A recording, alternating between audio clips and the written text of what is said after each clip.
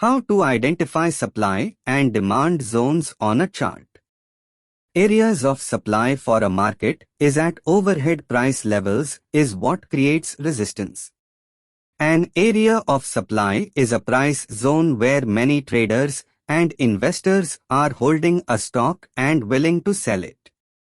Overhead resistance is created when people sell to lock in their gains at profit target levels. A supply level can also be created when people just want to get back to even after being in a loss that finally rallied back to where they bought it.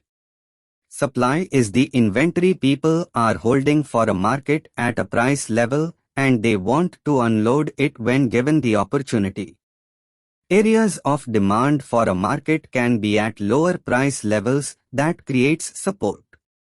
An area of demand is a price zone where many traders and investors are wanting to buy a market when price gets back to that level. Lower price levels of support are created when people have been waiting to buy a market at a lower price when it gets back there. This could be an old area of a low price, an overbought reading on a chart, or a key moving average support. Demand is the area of support whereby orders are set because people believe it is an opportunity to get a market at a value price with a good risk-reward ratio on entry. There can be a correlation with volume and support and resistance zones. The price that markets trade at can create the areas of interest that traders and investors are making transactions.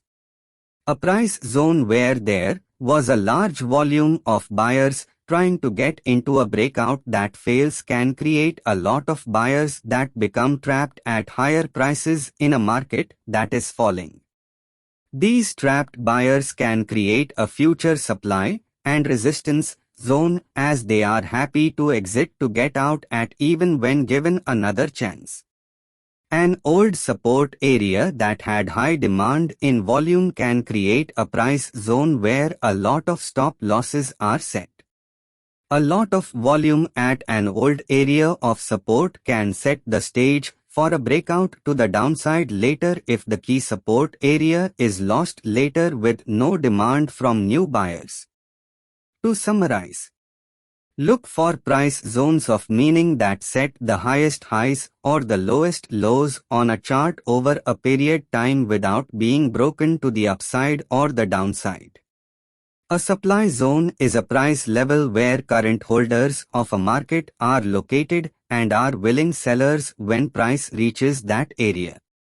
A demand zone is a price level where traders and investors on the sidelines are willing to step in and buy when prices get that low.